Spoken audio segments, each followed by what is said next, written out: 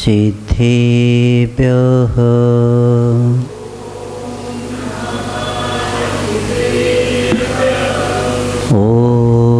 ॐ नमः सिद्धेभ्यः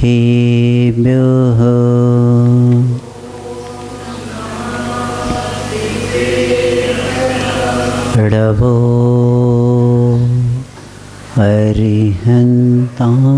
अरिहन्ताणम्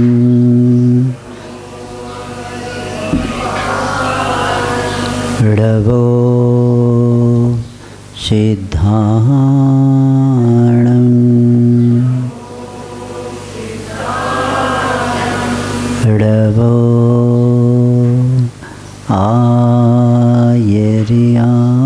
आयर्याणम्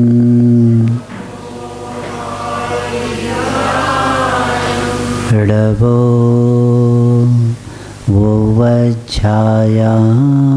वुवज्झायाणम्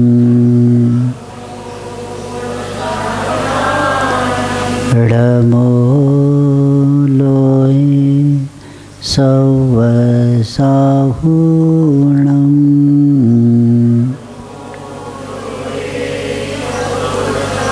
चत्वारि मङ्गलम् अरिहन्ता मङ्गलम् सिद्धा मङ्गलम् साहु मङ्गलम्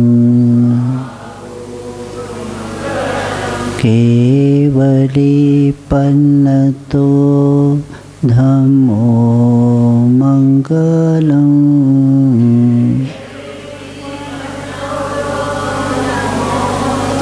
चत्वारि लोकोत्तमा अरिहन्ता लोकोत्तमा सिद्धा लोकोत्तमा साहु लोकोत्तमा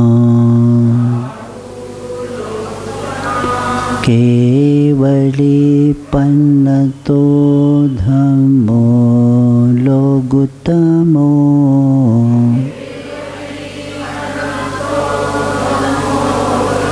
चत्वारि शरणं पवजामि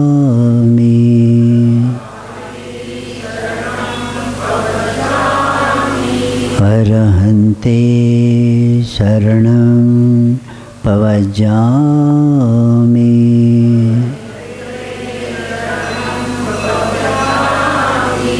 सिद्धे शरणं पवजामि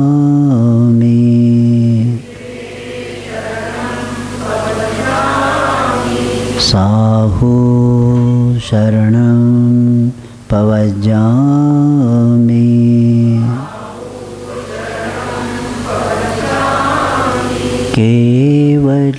केवलीपन्नतं धम्मं शरणं पवजामि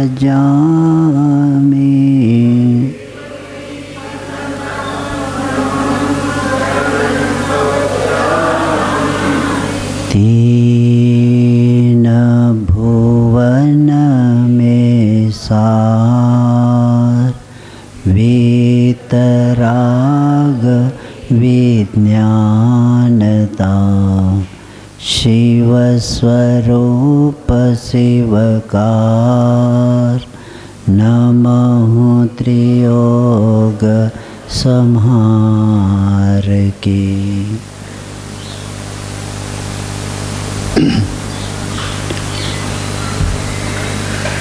संसार में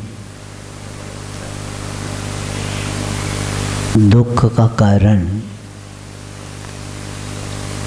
अपने अपने कर्म रहते हैं और कर्म की निर्जरा करना ये हर जीव का लक्ष्य होना चाहिए। हमारे भगवंतों ने 4 उपदेश बताए हैं। पुरुषार्थ, धर्म पुरुषार्थ, अर्थ पुरुषार्थ, काम पुरुषार्थ और मोक्ष पुरुषार्थ। पहले 3 पुरुषार्थ जो होते हैं ये परस्पर में विरोध नहीं होगा तो चौथे पुरुषार्थ की सफलता मिल सकती है।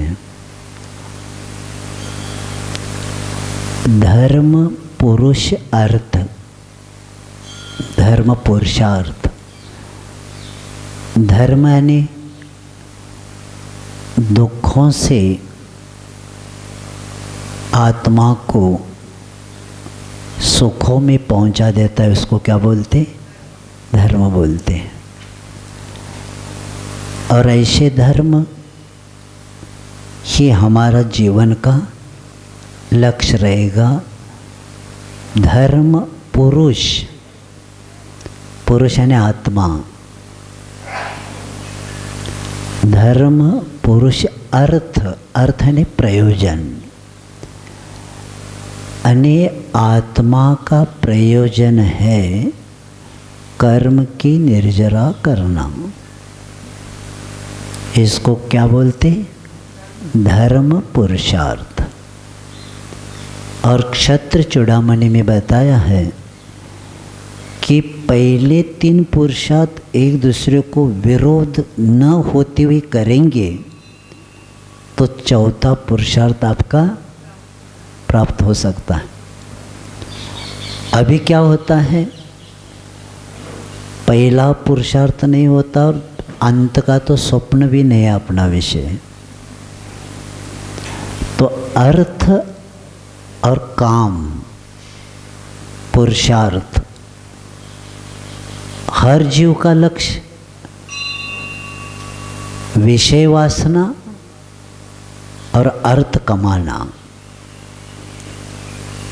अर्थ पुरुषार्थ, अर्थ पुरुषार्थ कब होता है? धर्म के अनुसार पैसे कमाएंगे तो अर्थ पुरुषार्थ होता है। अगर अर्थ के पीछे अनर्थ करेंगे तो परमार्थ चला गया। अर्थ के पीछे, परमार्थ के पीछे, यानी अर्थ के पीछे हम धर्म के साथ नहीं करेंगे तो अनर्थ हो जाएगा। तो अर्थ के पीछे अनर्थ करके परमार्थ हमारा चला जाएगा। इसीलिए धर्म, अर्थ और काम उत्तम ब्रह्मचर्य के दिन आचार्य महाराज तीर्थंकरों की वाणी में भी 4 पुरुषार्थ आए हैं, उसमें काम पुरुषार्थ भी आ गया। तो काम पुरुषार्थ ये शब्द किस लिए दिया? आचार्य कह रहे थे संतान की प्राप्ति के लिए ही काम पुरुषार्थ होता है। इसके अलावा आप विषयों की ओर जाएंगे तो ये वासना में आता है।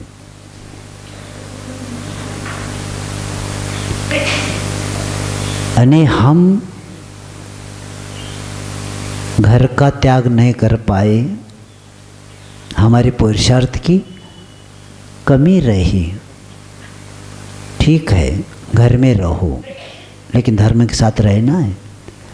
और गृहस्थ में प्रवेश करना है तो विवाह होता है, और विवाह को धार्मिक अनुष्ठान शब्द आया है। क्यों आया है? क्योंकि मैं अकेला धर्म नहीं कर सकता, इसलिए हमें धर्म पत्नी की ज़रूरत है। धर्म को आगे चलाने के लिए धन पत्नी नहीं,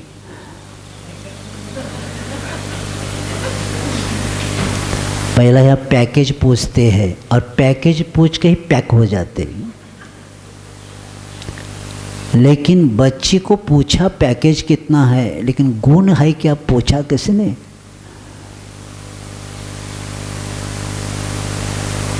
पहले के लोग गुण पहला देखते थे।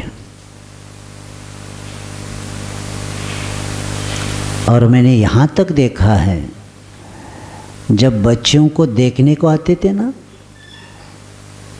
उसको चलने को भी कहते थे सामने।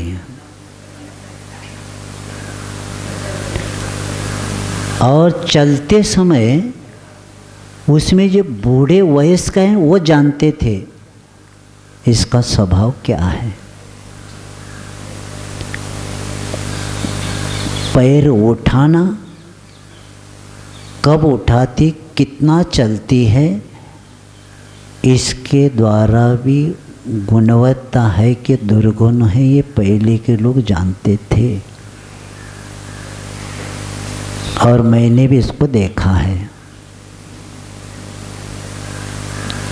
इसलिए मैं ऐसी हूँ, मैं वैसा हूँ, तुम्हारा चाल ही बताते तुम क्या हो, तो हम अब क्या समझाएंगे। इसलिए मैं व्यक्ति को बहुत जल्दी परख करता हूँ।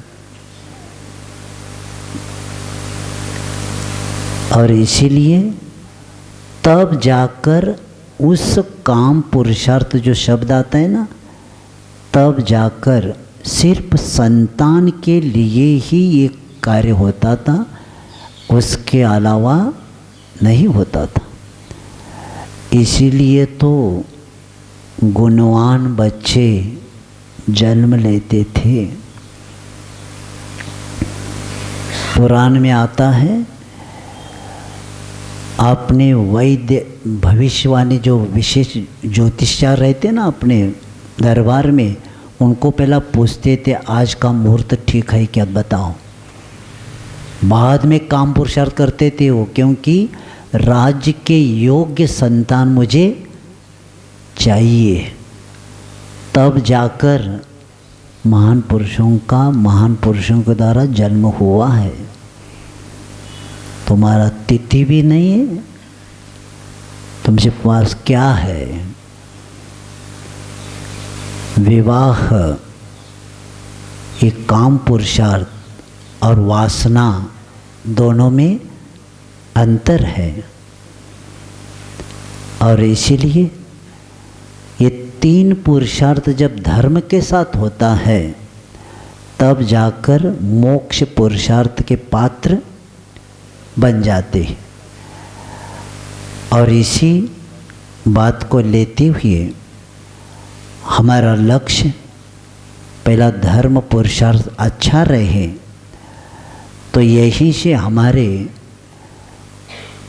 दुर्गुण और सुगुण का प्रारंभ यहीं से होगा। और इसीलिए यहाँ बताया जा रहा है कि जब तक हम देव का निर्णय नहीं कर पाते, तब तक धर्म का निर्णय हमारा हो ही नहीं सकता। हमारे जीवन में शुभ विचार, शुभ आचार, शुभ गुण, शुभ लक्ष्य और शुभ गति कब प्राप्त होगी? जब वीतराग का पर विश्वास ही, यानी वीतराग पर विश्वास ही शुभ गुण, शुभ विचार, शुभ आचार, शुभ लक्ष्य और शुभ गति की प्राप्ति हो सकती है। अगर हमारा विश्वास वीतराग पर नहीं है, तो आप 3 काल में भी अपने जीवन का लक्ष्य बना नहीं सकते। और वीतराग पर विश्वास रखने वाला व्यक्ति ही अपने जीवन का लक्ष्य बना सकता है। हमने रत्नकर श्रावकाचार्य में बताया था कि जब तक बादल छाए हैं और जब तक बादल छाए हैं तो 12 भी बजे तो भी सूर्य की किरण नीचे नहीं आती, और निखार के ऊपर राख अगर छाई है तो उसका निखारा छुप जाता है। उसी तरह वीतराग पर जब तक अविश्वास रहेगा तब तक आपके शुभ भाव नहीं होंगे, शुभ लक्ष्य नहीं बनेगा, शुभ गुण नहीं होंगे और आगे जाकर शुभ गति की प्राप्ति नहीं हो सकती। इसीलिए वीतराग का विश्वास ही हमारे इस जीवन को उज्जवल बनाने वाला है। और इसी बात को लेके हमें परमात्मा को ही अपनाना है, प्रपंच में रहने वालों को नहीं अपनाना है। श्रद्धानाम परमार्थानाम, समंत भद्राचार्य कहते आपका श्रद्धान कैसा होना चाहिए? परमार्थ भूत होना चाहिए देव गुरु शास्त्र के ऊपर।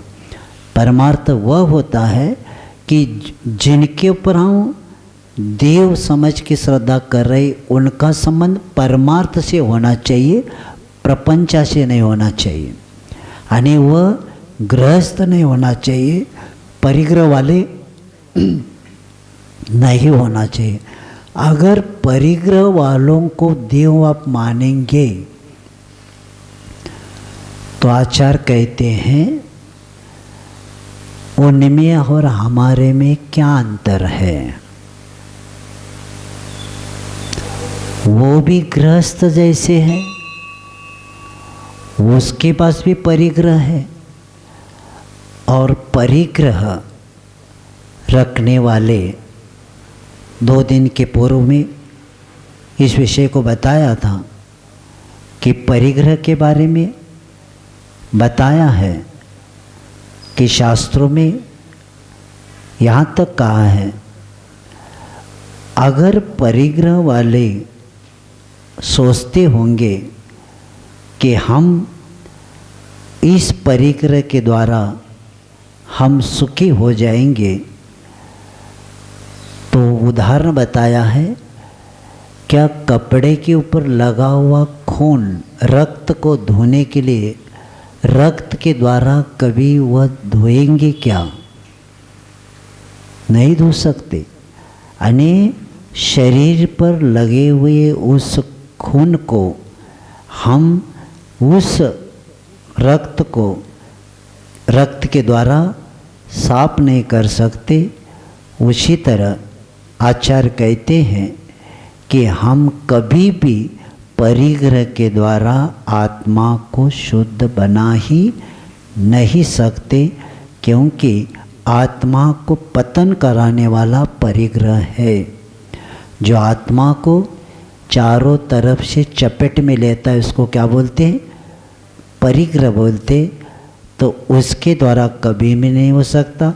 और परिग्रह वालों को जैन दर्शन में अर्श परंपरा में बताया है कि अर्श परंपरा में कपड़े वालों की मान्यता नहीं है, क्योंकि आज का ये युग है, भौतिकता से प्रभावित है और अज्ञानी नेताओं के हाथ में हमारे समाज की डोर है, जो कुछ तत्व नहीं जानता और समाज का संचालन करने की कोशिश बड़े बड़े हमारे जो संस्थाएं हैं, जो जैन धर्म के लिए दिशा बोध, जैन धर्म के लिए उद्धार करने के लिए इनको नेता को रखा, लेकिन नेता एक भी नहीं जानता 7 तत्व क्या है।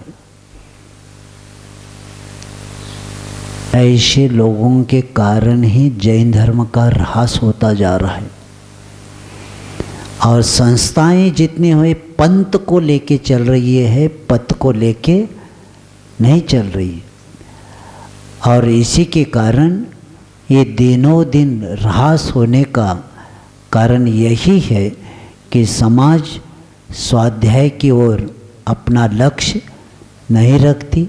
लेकिन अभी श्रुत पंचमी धूमधाम से बनाएंगे, अभी 2-3 दिन में आने वाले 24 तारीख को सब शास्त्र ढूंढ के निकालेंगे और उसको सिर पर लेंगे, जुलूस निकालेंगे, पूजा करेंगे और कहेंगे तुम में रहो, हम में रहते।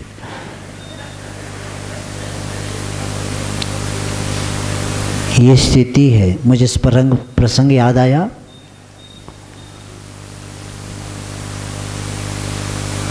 प्रवचन पंडित जी कर रहे थे, उसी वक्त उसकी बच्ची मंदिर जी जा रही थी और पंडित जी भक्ष अभक्ष की चर्चा कर रहे थे।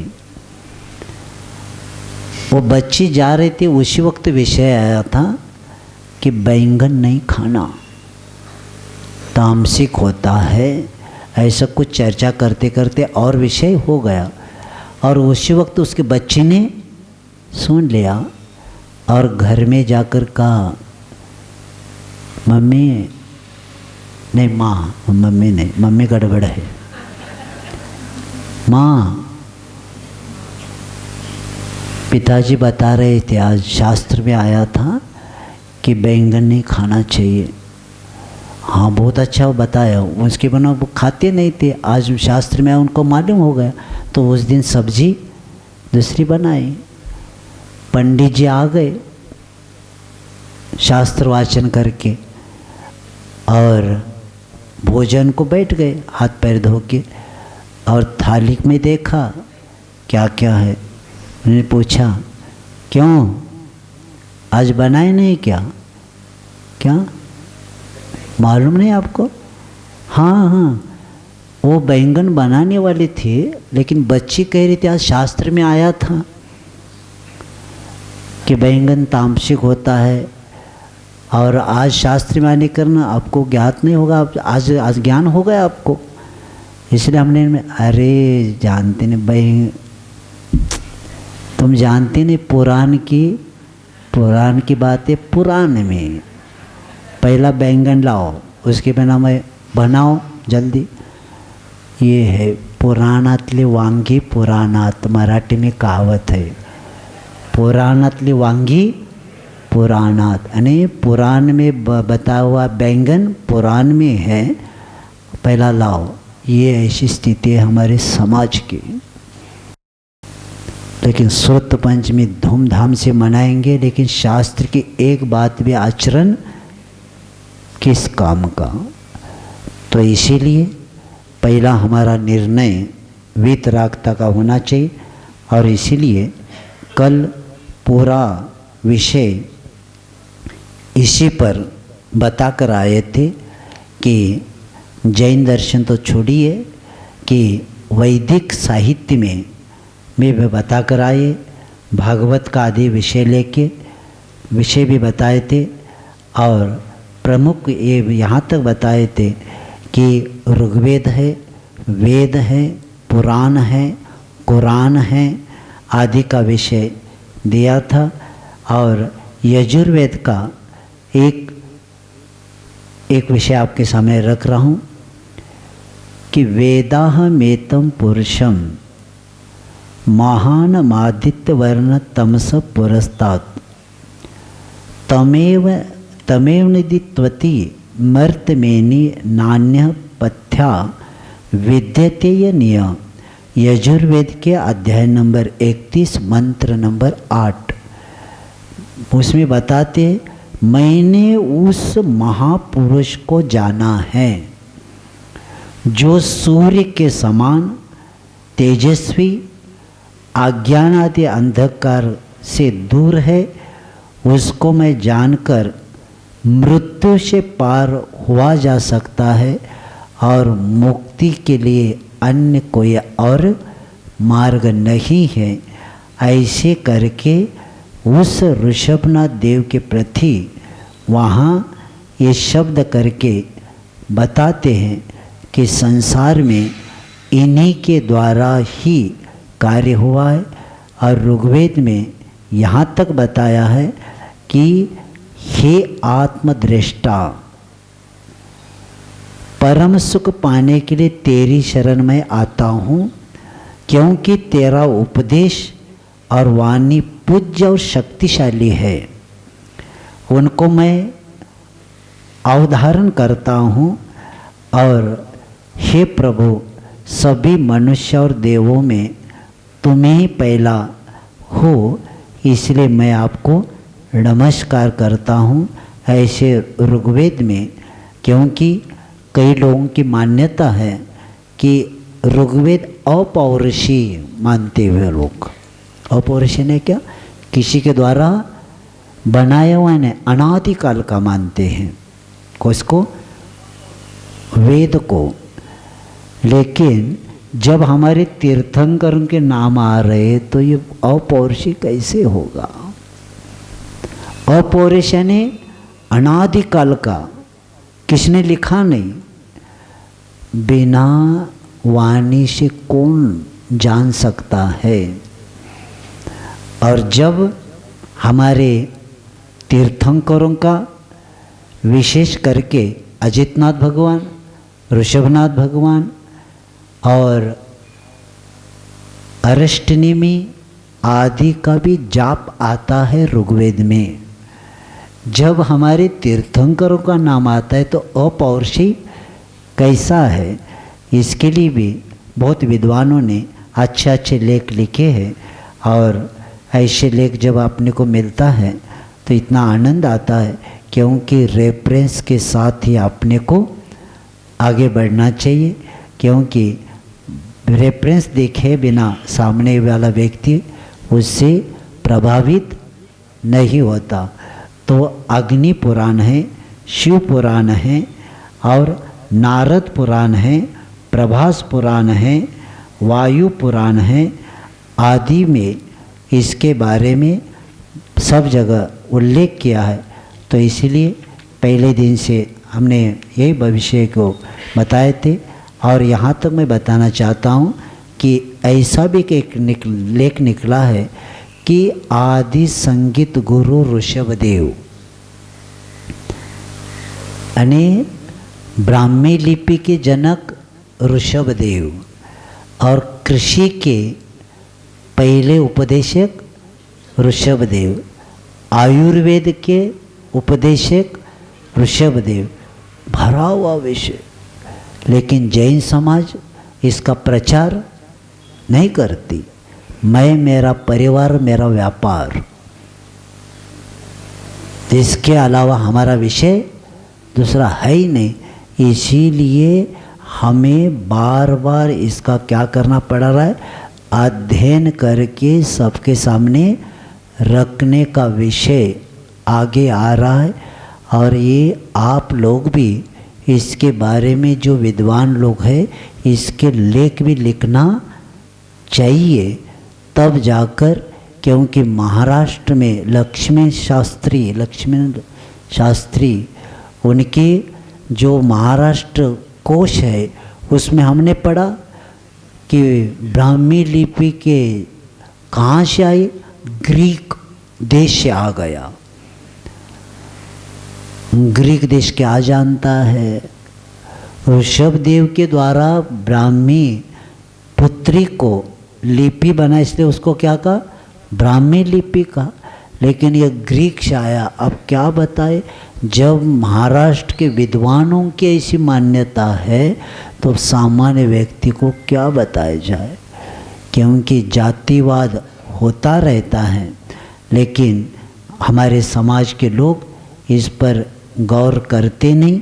और कैसे ऐसे लेख आए तो उसको लिख के उत्तर भी नहीं देते।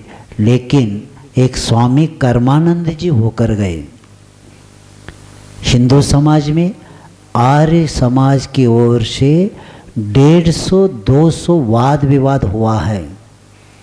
और उसका एक ही व्यक्ति आगे आता था, कौन, स्वामी कर्मानंद।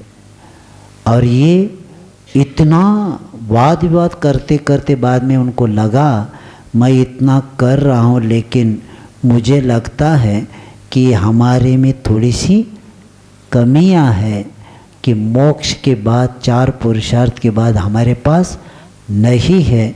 और अंत में दिल्ली में इन्होंने जैन धर्म को स्वीकारा। रात को पहले दिन पूरी समाज आकर विनती करने लगी, पंडित जी आप क्या कर रहे, आप सबसे विद्वान ऐसे क्यों करें। उन्होंने कहा यही सत्य है, आप भी लोग इधर आ जाओ। और आगे जाकर वे क्या बन गए, एक क्षुल्लक भी बन गए, धर्म का प्रचार किया। और उन्होंने भगवान ऋषभदेव और वेद, एक लेख मुझे कहीं पुरानी पत्रिका में मिला था, तो उन्होंने कहा है कि ऋषभदेव के बारे में ऋग्वेद आदि का रेफरेंस देते उन्होंने कहा है कि लेख बड़ा न बने, इसलिए मैंने जो जो रेफरेंस दिए हैं ये महत्वपूर्ण है। ऋग्वेद में उन्होंने एक जगह को बताया कि अनवारणम ऋषभ मद्र जिह्व बृहस्पति वरदाया नवर्म के अध्याय ये इसमें वे कहते हैं मितभाषी ज्ञानी स्तुति योग्य ऋषभ को पूजा साधक मंत्रों के द्वारा वर्धित करो, वे स्तोता को नहीं छोड़ते। और ये बता के उन्होंने कहा कि संसार में यही शुद्ध सर्वज्ञ ऋषभ ही हमारे क्या है ऊपर ऐसी कृपा करो कि हम कभी नष्ट न हो, ऐसे उल्लेख ऋग्वेद में आया है। और वहाँ आप ही यही औषधि है, यानी हे मनु स्वयं भी ऋषभ देवी है। हे मरु तुम्हारी जो निर्मल औषधि है, उस औषधि को हमारे पिता मनु ने चुना था, वही सुखकर और भय निवारक औषधि हम चाहते हैं। और ये मनु स्वयं ही ऋषभ देवी है। और यही अनेक प्रमाणों से सिद्ध किया जा चुका है कि अतः यहाँ श्री ऋषभ देव जी का ही वर्णन है। यही औषधि क्या है, इसके लिए उन्होंने बताया कि हे व्रज ऋषभ सहरण, तुम संपूर्ण उत्पन्न हुए पदार्थों में अधिकतर शोभायमान हो। ऐसे इतना विषय, लेकिन मेरे पास समय कम है, तो चाहिए तो इसका लेख को झरस करके आप लिख सकते। और ऐसे ऋषभ ही हमारे लिए कार्यकारी है। ऐसे ऋग्वेद का लेख कर्मानंद स्वामी ने लिख के हम लोगों के लिए ज़्यादा हम कहाँ मिलेगा अपने को। जो विद्वान सदा वो पढ़ता था, उनके द्वारा रेफरेंस मिलने के बाद अपने को देखने की क्या जरूरत है। और अर्थ उन्होंने बनाया कि जो जो ऋषभ शब्द आया है वह आदिनाथ भगवान से ही संबंधित है और किसी से संबंधित नहीं। ऐसे करके विद्वानों ने भी इस बात को ये किया है कि वेदों में आदि जहाँ जहाँ ऋषभ शब्द आया है, ये ऋषभ शब्द को कई विद्वानों ने नहीं समझा और वहाँ उन्होंने और किसी के साथ जोड़ा, ये ठीक नहीं, ऐसे विद्वानों ने लेख लिखे हैं। तो इस तरह यहाँ देव का वर्णन हुआ, क्योंकि परमात्मा जो शब्द आता है पर अर्थात सबसे उत्कृष्ट, परमात्मा पर यानी क्या, सबसे उत्कृष्ट, माँ अर्थात अनंत चतुष्टय, अनंत दर्शन, अनंत ज्ञान, अनंत सुख और अनंत वीर, ये अंतरंग लक्ष्मी और समोशरण आदि रूप बाह्य लक्ष्मी से विशिष्ट आत्मा को क्या बोलते हैं, परमात्मा बोलते। इसके अलावा परमात्मा शब्द कहीं पर भी नहीं लगता। और जैन धर्म में सिर्फ 2 ही देव पूजनीय हैं, एक अरिहंत और दूसरे सिद्ध। इसके अलावा कोई भी हमारे आचार्यों ने और बड़े बड़े विद्वानों ने नहीं बनाया बताया। लेकिन ये कहीं त्यागी लोग नए नए देवी के भी मंदिर बनाने लगे, उसी के कारण हमारे समाज में उसके ऊपर एक लेख निकला है इंदौर के संस्कार पत्रिका में कि उस मंदिर के ऊपर एक लेख आया है कि जिनागम में और एक कुटारा घात। क्या? जिनागम पर कुटारा घात। क्योंकि हमारे जैन दर्शन में कहीं पर भी 3 लोक में भी कहा जाए तो भी चलेगा, मध्य लोक नहीं, 3 लोक में भी कहा जाए तो चलेगा कि जिनेंद्र भगवान के अलावा किसी का मंदिर नहीं बना है जैन दर्शन में। लेकिन आज वर्तमान में अज्ञान के कारण लोगों की भोली भाली जनता को भटकाया जा रहा है। इसलिए भटकाया जा रहा है क्योंकि उनकी दुकान चले। शांति सागर महाराज जी के समय जब शांति सागर महाराज जी ने मिथ्यात्व पर बोलने लगे तब कई लोग विरोध किया, तो भी शांति सागर महाराज जी ने कहा कि कम लोग समझे लेकिन मैं मिथ्यात्व को सबको छुड़वाऊंगा, और मिथ्यात्व छोड़े बिना उनका जीवों का कल्याण हो नहीं सकता। क्योंकि जिनेंद्र भगवान में सोना चढ़ता नहीं, लेकिन देवी के मंदिरों में सोना चढ़ता है। इसीलिए भट्टारक आदि क्या करने लगे, ये मंदिर बना के जनता का सोना लूटने लगे। अब अपने निर्वाह के पीछे क्या हुआ, इन भोली भाली जनता को और भटका के हमारे सुख दुख का कर्ता किसी को बनाया। और जैन दर्शन कहता है कि सुख का दुख का कर्ता दूसरा नहीं, क्योंकि हमारे सुख दुख दैवाधीन नहीं, हमारे सुख दुख कर्माधीन है, ये बताया। लेकिन स्वाध्याय की कमी, लेकिन आज का काल पढ़े लिखे लोग भी हो गए, परीक्षा प्रधानी भी होने लगे, और इसी के कारण सत्य का उद्घाटन हो रहा है। और हमारे गुरु महाराज कई बार हमने कुछ प्रश्न करने के बाद यही कहा कि बहुत साल का है, टाइम लगेगा, लेकिन छोड़ना नहीं। हमारे लिए चातुर्मास में 4 या 5 लोग भी मिथ्यात्व त्याग करेंगे तो हमारे चातुर्मास सफल मानते हैं। इसलिए मानते हैं क्योंकि धर्मात्मा के द्वारा ये धर्म आगे बढ़ने वाला है। मिथ्या दृष्टि के द्वारा धर्म का विकास होने वाला नहीं, और रागी को पूजने वाला कभी भी सम्यक दृष्टि हो ही नहीं सकता। क्योंकि कोई भी किसी कार्य का प्रयोजन होता है, और प्रयोजन ये होना चाहिए आत्म कल्याण का प्रयोजन है। तो जिनका आत्म कल्याण हुआ है उसी को पूजा जाता है। जो संसार में भटक रहे उनकी पूजा करने से क्या होने वाला है, इसका ज्ञान हो जाए। इसीलिए यहाँ कहा जा रहा है कि कुगुरु कुदेव और कुधर्म, इसी के कारण हमारा मिथ्यात्व बढ़ता जाता है, दर्शन मोह पुष्ट हो जाता है, और इसीलिए हम सत्य को समझ के आगे चलेंगे तब कार्य होगा। अब कहते हैं, क्योंकि इसका विषय दर्शन पाठ में भी दिया था, और एक विषय ऐसा है कि सबसे महत्वपूर्ण ये विषय है, क्योंकि 1955 में शानसाग महाराज जी ने अपने अंतिम उपदेश में उलझे हुए श्रावकों को सुलझे हुए पशुओं का उदाहरण दिया।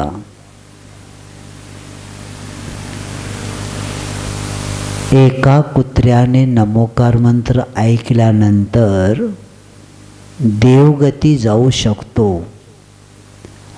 अंजन चोर श्रद्धा करने के बाद अंजन चोर भी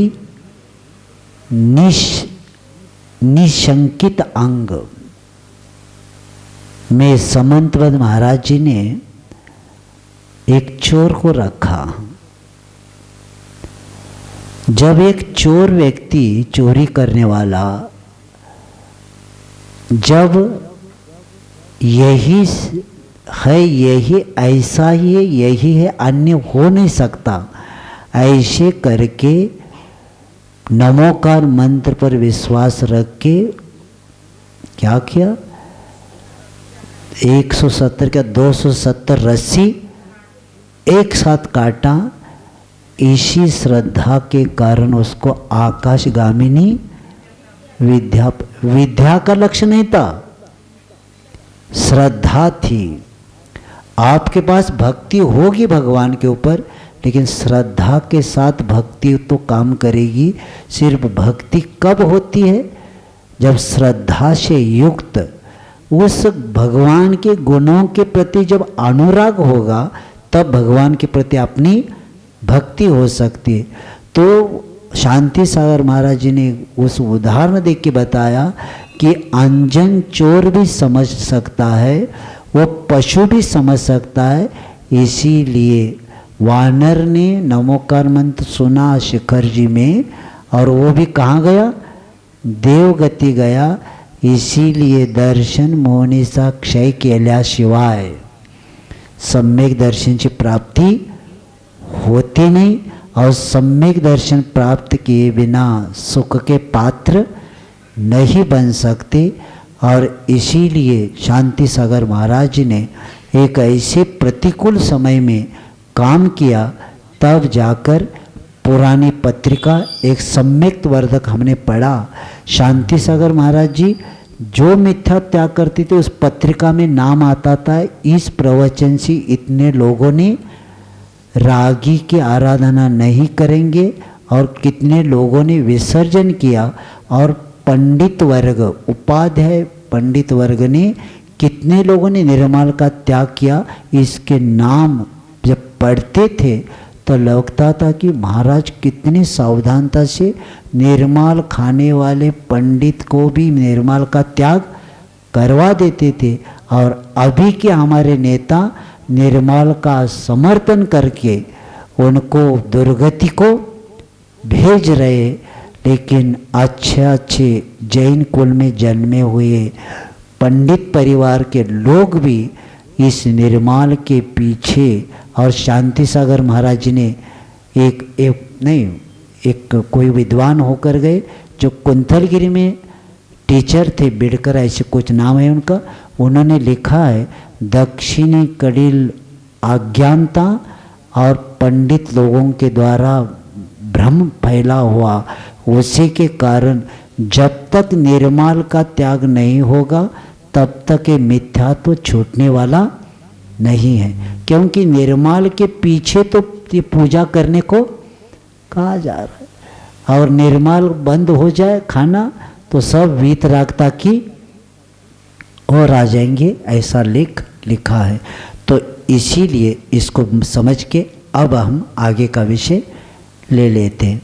क्योंकि सत्य कटु लगता है, लेकिन उद्घाटन करना हमारा लक्ष्य रहेगा ही। कोई माने या न माने, लेकिन ऐसा नहीं होना चाहिए गिरगिट जैसा। गिरगिट जानते हैं, गिरगिट कई दशलक्षण में विद्वान लोग आते हैं, पहला देखते ही इस गांव के लोग कौन से पंथ को मानते हैं, उसके अनुसार प्रवचन करना। क्योंकि जाते समय पैकेट नहीं मिलेगा तो हमें जनता की जमघट को देखकर तोता क्यों रोता, आचार्य सिंह का कविता संग्रह है, उसमें पढ़ो। गिरगिट के बारे में आचार्य लिखते, आज के वर्तमान के वक्ता ऐसी भी है गिरगिट जैसे रंग बदलते हैं सामने की जमघट को देखकर। लेकिन हमें गिरगिट नहीं बनना है, हमें जो सत्य है वही रखना है। कोई नहीं आया तो भी चलेगा, आहार नहीं हुआ तो भी चलेगा। मैं इसलिए बताया कि मैं दक्षिण में था, एक महाराज को किसी व्यक्ति ने कहा महाराज मिथ्यात्व पर बोलो, तो महाराज जी ने कहा मैं ये मिथ्यात्व पर बोलूँगा तो मेरा आहार नहीं होगा। इसीलिए कई महाराज प्रवचन मिथ्यात्व नहीं बोलते। मैं सत्य घटना रख रहा हूँ, लेकिन मैं तो डंकी की चोट पर खड़ा होता हूँ। आहार के लिए हमने घर नहीं छोड़ा, हम धर्म के लिए घर छोड़े, कल्याण के लिए। और इसीलिए सबसे विरोध अपने को होता ही, लेकिन गुरु महाराज ने सूत्र दिया था। क्या दिया था? बहुत साल का है, टाइम लगेगा, लेकिन छोड़ना नहीं।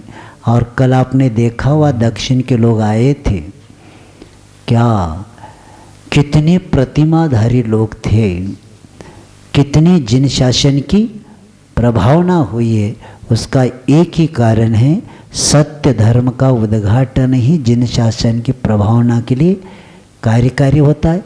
असत्य से कभी क्या नहीं होता, जिन शासन की प्रभावना नहीं हो सकती। तो ऐसे कुदेव के बाद अब बताया कि कुधर्म का लक्षण और ग्रहित मिथ्या ज्ञान, इसके बारे में आगे बताया जा रहा है।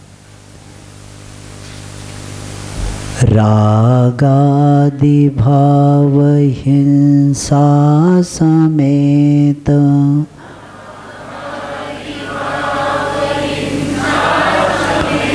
दर्वित त्रसथावर मरण खेत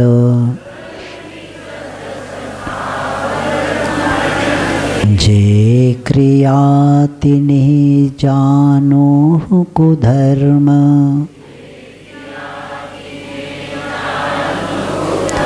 तिन सर दे जीव लहे अशर्म।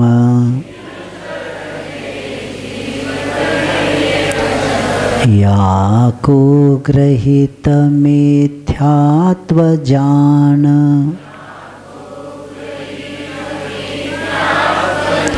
अब सुन ग्रहित जो है अज्ञान।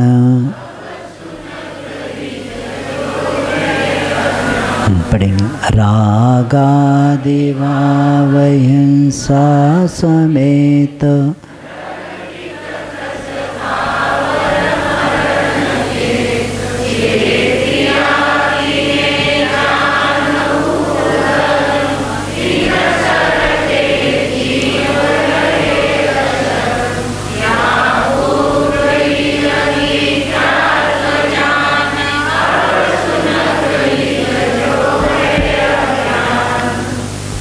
रागादि भाव हिंसा समेत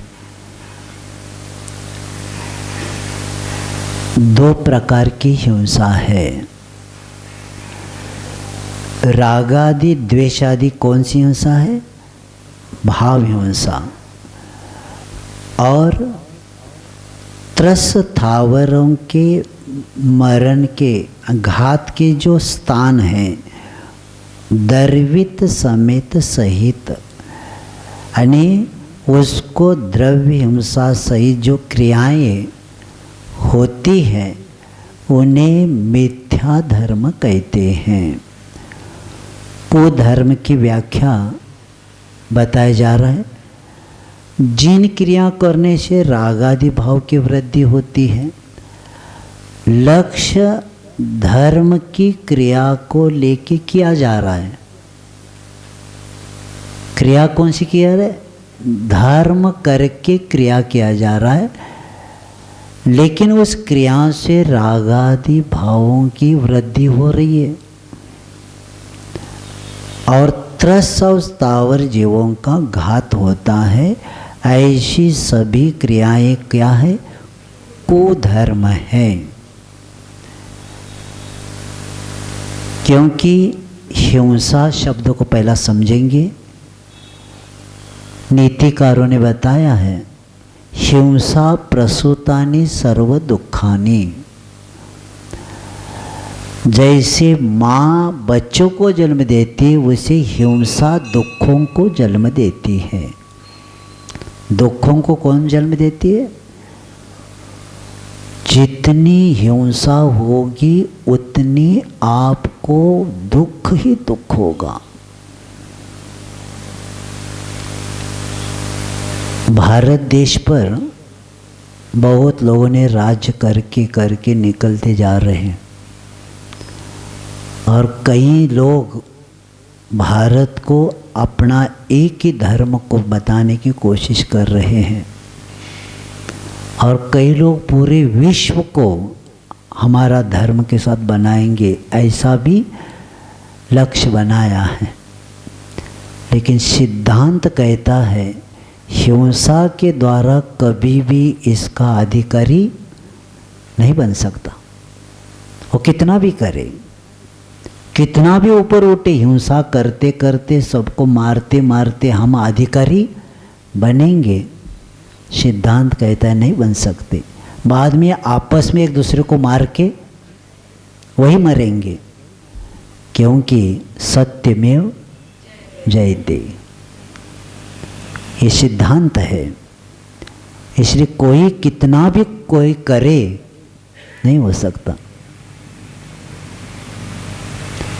तो उसी तरह हिंसा के द्वारा कोई राज्य को प्राप्त नहीं कर सकता, अधिकार नहीं जमा सकता, क्योंकि हिंसा करने वाला पहला अपनी ही हिंसा कर लेता है।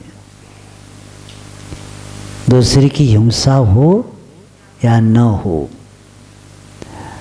दूसरे को गड्ढे में डालना है तो पहला खुद गड्ढा अपने को बनाना पड़ता है, और आने वाला गड्ढा देकर साइड से भी निकल जाएगा, लेकिन गड्ढा बनाने वाला गड्ढे में पहला खुद जाता है।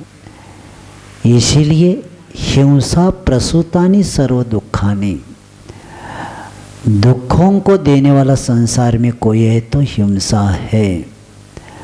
और हम कर्म का बंध प्रमत योगात प्राण व्यप्रोपण हिंसा, हम प्रमाद के साथ योग का व्यापार जितना करेंगे, प्रमत योगात प्राण व्यप्रोपण हिंसा, प्रमाद के साथ हमारा योग जब तक रहेगा तब तक हम प्राणों का घात करेंगे, और जितने प्राणों का घात होगा उतनी हिंसा होगी, और जितनी हिंसा होगी उतना कर्म का बंध होगा, और जितना बंध होगा वो उदय में आपको दुख को ही प्राप्त होगा। इसलिए भगवान की वाणी हमारे पास है। हमारे आचार्यों ने हिंसा की व्याख्या सिर्फ द्रव्य हिंसा के साथ नहीं किया, प्राणों के साथ किया, प्रमाद के साथ किया, और जहाँ राग द्वेष है वो भी हिंसा में आता है। हमने जीव को नहीं मारा, मारने के भाव किए तो भी मर गया हो, मरा या मरे या न मरे। हमने व्यभिचार नहीं किया, भाव किए, आपको बंद हो गया। कौन कहता है हमने पाप किया? तुम्हारे कर्म ही बताता है तुमने पाप किया है, कर्म का उदय ही बताता है ये। इसीलिए ये हिंसा, जो हिंसा को धर्म मानता है इसको क्या कहा जाए, क्योंकि जिन क्रिया करने से इंद्रिय आदि 10 प्राणों का घात होता है उसको द्रव्य हिंसा कहते हैं। और भाव हिंसा, विषय, कषाय, वासना, तीनों शब्द लगाना उसके साथ। भाव हिंसा के साथ क्या लगाना? विषय, कषाय, वासना आदि परिणामों को भाव हिंसा कहते हैं। कौन बचेगा? कौन बचता है? बड़ी बड़ी साधना करना पड़ेगा तब जाकर इससे सफलता मिल सकती है। इसीलिए ते गुरु मेरे उर बसो शब्द आता है कि ऐसे ऐसे बड़े बड़े साधकों को आदर्श सामने रखना पड़ता है। जो शुद्धोपयोग में रहने वाले मुनि महाराजों को बार बार याद रखना पड़ता है। और यहाँ तक प्रवचन सार में बताया है कि शुद्धोपयोग मुनि के पास जाकर आप भी ध्यान करो तो आपके परिणाम शुद्ध हो जाएंगे। ऐसा भी शब्द एक मुनि महाराज को दूसरे मुनि महाराज के लिए बताया है। आपका मन नहीं लगता ना, शुद्धोपयोगी मुनि महाराज के पास भी बैठेंगे तो भी आपका परिणाम ठीक हो सकता है। ये क्यों कहा? क्योंकि भाव हिंसा से रहित है वे, जिनके पास विषय, कषाय, वासना आदि परिणाम नहीं है। तो इसलिए भाव हिंसा एक उदाहरण के द्वारा समझेंगे कि डॉक्टर, ड्राइवर और डाकू,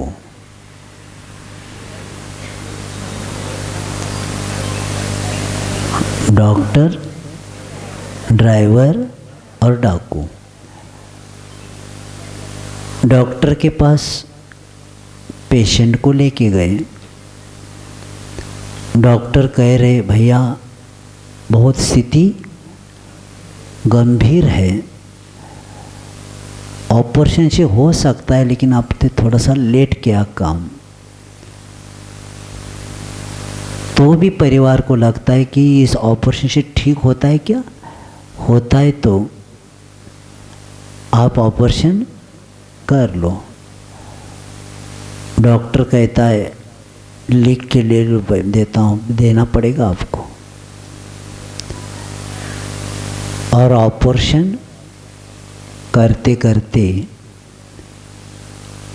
और परिवार के कई लोगों की मान्यता थी और किसी की नहीं थी, तो उसमें पेशेंट चला गया। ड्राइवर गाड़ी चला रहा था और किसी कॉर्नर पर अचानक लड़का सामने आ गया और उसके पैर के ऊपर गाड़ी चली गई। तीसरा डाकू। डाकू जब चोरी करने के लिए गया था एक सेठ जी के यहाँ, सब इकट्ठा जितना था ले लिया और उस हवेली से कूद के भागने लगा। तो लोग उसके पीछे लगे। तो इसको लगा कि हम अभी पकड़ने की संभावना है, जनता ज़्यादा दौड़ रही है। तो उसमें ने एक गोली चलाया पीछे देख के और सेठ जी को थोड़ा सा लग गया और उसमें सेठ जी बच गए। अब बाद में आगे जाकर वो पकड़ में आ गया। अब तीनों को कोर्ट में हम लेके जाएंगे। वो परिवार वाले कहते हैं हमारे जो व्यक्ति थे, इस डॉक्टर ने ऑपरेशन ठीक नहीं किया, इसके लिए प्रमाद के कारण इनका मरण हो गया। तो डॉक्टर बताते हैं मैंने पूरी कोशिश किया, मैंने पहले लिख के लिया था और मेरा लक्ष्य मारने का नहीं था, बचाने का था। तो कोर्ट उनको सज़ा नहीं देती।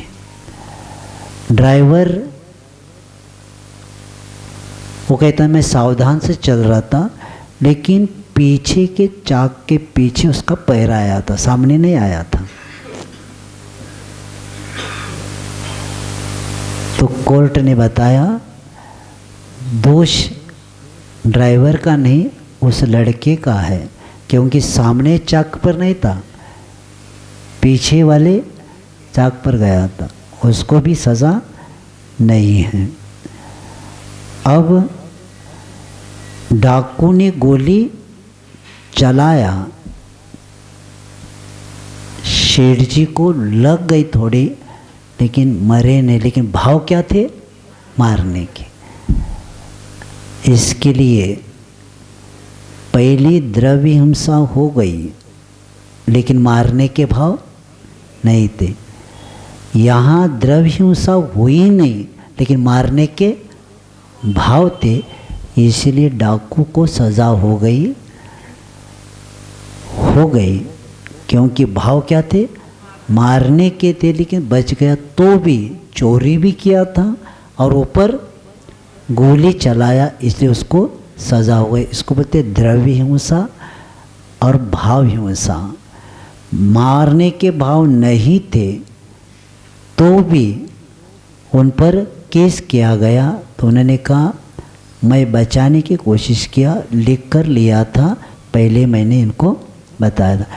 उसी तरह द्रव्य हिंसा और भाव हिंसा, यानी मारने के भाव करना भी उस सज़ा के वो योग्य बनता है, और मारने के भाव नहीं है तो भी उस पर कुछ कहता है तो कहा जाता है इनका दोष नहीं है। तो इस तरह 10 प्राणों का घात जो होता है वही द्रव्य हिंसा है। और इसीलिए आचार्यों ने बताया है कि 4 प्रकार की हिंसा का संसार में होती रहती है। कितने प्रकार की? 4 प्रकार की हिंसा संसार में होती रहती है, जिसको संकल्प हिंसा, आरंभी हिंसा, उद्योगी हिंसा और विरोधी हिंसा। तो ये क्योंकि हिंसा होती है, लेकिन कौन से, जैसे श्रावक आदि है तो श्रावक भी आरंभ करता है, उद्योग भी करता है, और वह समाज में रहता है, देश में रहता है, तो विरोधी हिंसा भी होती है। तो कौन सी हिंसा का त्याग होता है? तो कहा गया है कि श्रावक को संकल्प हिंसा का त्याग रहता है। यानी संकल्प ने क्या? मैं इसको मारूंगा, इस प्रकार का संकल्प करके प्राणों का घात करने को क्या बोलते? संकल्प हिंसा। और आरंभ हिंसा क्या होती? जैसे भोजन बनाना है, झाड़ू लगाना है, घर आदि बनाना है, ये क्रियाएं प्राणों का घात होता है, इसी को बोलते आरंभी हिंसा। और गृहस्थ आरंभ के बिना आगे बढ़ ही नहीं सकता। लेकिन ये भी कहा है ये क्रिया करते हुए भी सावधानता रखना है, विवेक। जैसे उद्योग है तो उद्योग करने से मछली के व्यापारी बने और कत्तल खाना निकाले, व्यापार में आता है? नहीं। तो उद्योग धन प्राप्ति के लिए व्यापार होता है, लेकिन जो प्राणों का घात होता है इससे उसको उद्योग ही बोलते। लेकिन ऐसे उद्योग करना जिसमें हिंसा कम से कम हो। जैसे आचार्य बता रहे थे, हीरे मानिक का खान नहीं लेना, हीरा लेकर बेचना। बर्तन की फैक्ट्री नहीं बनाना, बर्तन बेचना, तो क्या हो जाएगा? उसमें आरंभ ज़्यादा होता है, इधर आरंभ कम होता है। यानी क्रिया करना है जिसमें कम से कम प्रतिक्रमण दिन में किए हुए दिनचर्या के द्वारा वो पाप क्या हो जाए? नष्ट हो जाए, ऐसे काम करना। तो उद्योग व्यापार भी ऐसे करना कि उससे हम ज़्यादा से ज़्यादा बचे। और विरोधी हिंसा, क्योंकि आप कहेंगे हमारा अहिंसा धर्म है और सामने वाले ने मार दिया तो इस हम मारो, हमारा अहिंसा धर्म है। नहीं, अन्याय के विरुद्ध खड़ा रहना पड़ेगा। हमारे जितने भी क्षत्रिय है, क्योंकि अजैनों की मान्यता है कि अहिंसा धर्म पालने वाले लोग देश के लिए कुछ नहीं करते, लेकिन हमारे स्वतंत्र सेनानी कितने होकर गए, क्योंकि ये जो अन्याय के विरुद्ध, अधर्म के विरुद्ध लड़ने को कहा है। हमारे जैन दर्शन में ऐसे ऐसे सेनापति राजा हो गए कि युद्ध किया, करते करते प्रतिक्रमण का समय आया तो सब छोड़ के ये इंद्रिया, बेंद्रिया, तेंद्रिया, चौरिंद्रिया, पंचेंद्रिया सबसे माफ़ी मांग रहे, और इधर तो हनामारी किया। ये क्यों किया? ये अन्याय के विरुद्ध किया, लेकिन प्रतिक्रमण में एक इंद्रिय से लेकर पंचेंद्रिय जीव के क्या क्षमा मांगी और क्षमा किया। ये है जैन दर्शन की विशेषता। लेकिन इसका ज्ञान नहीं होने के कारण और हमारे समाज में इतने स्वतंत्र सेनानी हो गए। हम जब इसके ऊपर थोड़ा सा काम कर रहे थे तो अब कई लोगों को स्वतंत्र सैनिक जो मिले, हमने कहा आपका पूरा रिकॉर्ड दे दो, किताब छपने वाली है। एक कपूरचंद जी जैन खतौली वाले और उनके घर वाले दोनों ने मिलके स्वतंत्र संग्राम में जैन एक किताब 2 भाग निकाल रहे थे। उसके लिए कई दक्षिण में मैं इकट्ठा कर रहा था। कई स्वतंत्र सेनानी मिले, उनका नोंद नहीं शासन में। तो हमने कहा आपने क्यों नाम बताया? महाराज हमें शासन से पैसा नहीं चाहिए, हमने हमारा कर्तव्य देश के लिए किया लेकिन नोंदनी नहीं किया। और कई लोगों ने बताया कि रेलवे को लूटा था, तो जिन्होंने लूटा वो घर में जाकर बैठ गए, और जो देखने को गए तो कुछ मिल गया, लोहे का कुछ वस्तु वो जानवर बांधने के लिए लाया था। और बाद में शासन ने कहा उस रेलवे को लूटने लिए कौन कौन थे, तो ये लेकर गया। कौन? जो रेलवे से लूटने के बाद जो कुछ मिला था ना, लोहा, वो जानवर बांधने के लिए तो यूँ लेकर गया। मैं गया था, और जो गया था वो कहता है हमें शासन से पैसा ही नहीं चाहिए, उन्हें नाम नहीं दिया। और जो नहीं हुआ वो लेके कर वो स्वतंत्र सेनानी बन गए पेमेंट लेने के लिए। यानी जैन समाज के लोग कितने प्रामाणिक, हमें शासन का पैसा नहीं चाहिए, राष्ट्र धर्म का पालन हमने किया। ऐसे भी स्वतंत्र सेनानी भरे हुए हैं जैन समाज में। उसकी लिस्ट बनाई जाए ना तो अन्य समाज वालों को पता चलेगा कि जैन समाज ने स्वतंत्र सेना में कितना काम किया। तो ऐसे विरोध हिंसा, अन्याय के विरुद्ध हमला करके, बचा करके, अपने ऊपर हमला करने के बाद उसको विरोध करना ही पड़ेगा, इसलिए विरोध हिंसा।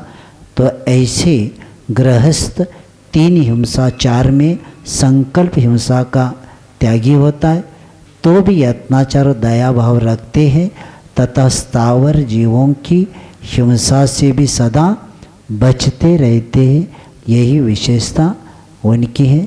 और इसमें से एक उदाहरण है, बताया है एक मछली मारने वाला व्यक्ति सुबह से शाम तक जाला फेंकता था, खींचता था, एक भी मछली नहीं आई। और इधर एक किसान ने 10 एकड़ या 5 एकड़ खेत में अपने बैल के द्वारा खेत में जुआ यानी हल चलाया।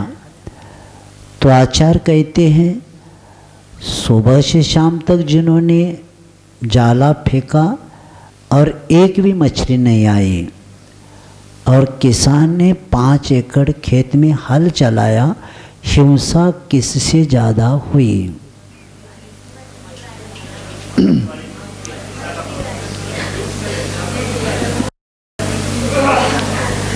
हाथ वर करा। तो सुबह से शाम तक जाला फेंकना, एक भी मरी नहीं, और 5 एकड़ हल चलाया। तो कहते हैं सबसे पाप किया मछली वाले, क्योंकि संकल्प हिंसा का संकल्प था, जो आया उसको मैं मारूंगा। और किसान का मारने का लक्ष्य नहीं था, वो किसमें था?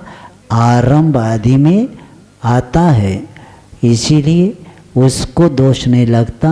लेकिन जिन्होंने एक भी मछली नहीं मारी उसको महापाप लग गया। ऐसा आचार्य द्रव्य हिंसा और भाव हिंसा को बताते हुए इन्होंने होते हुए भी इनको दोष नहीं लगा और उन्होंने नहीं करते हुए भी संकल्प था, इसलिए उसको दोष लगा। बाकी का विषय